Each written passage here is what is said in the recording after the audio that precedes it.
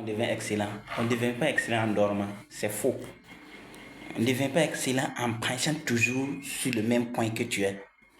Bon nombre de personnes vont te dire que faut essayer de faire ça, tu vas être excellent. C'est faux.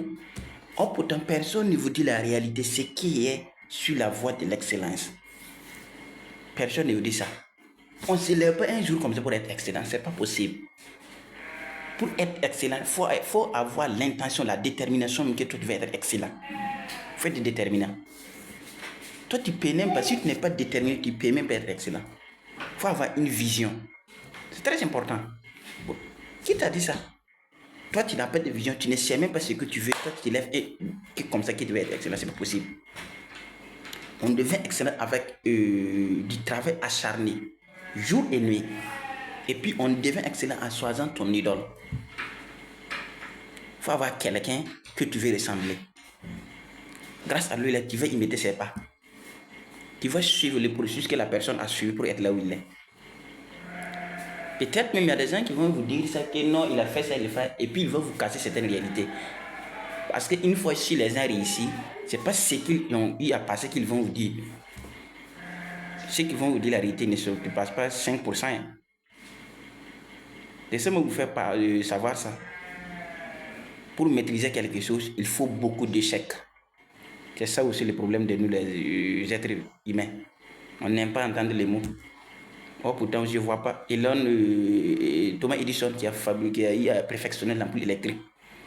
Il est subi combien d'échecs? Moi, je lui donne chapeau parce qu'il est un cadre, un digne fils de ses parents. Si c'était bon nombre de personnes, il allait abandonner. Hein, parce qu'ils vont dire que ça, là, c'est pas pour lui. D'autres même, si c'est un Africain, on se connaît. Les sorciers. Les sorciers ont su mon secret, ils ne veulent même pas qu'ils avancent. C'est faux. Tu évites la réalité. Tu évites ce qui est comme calvaire dans l'excellence.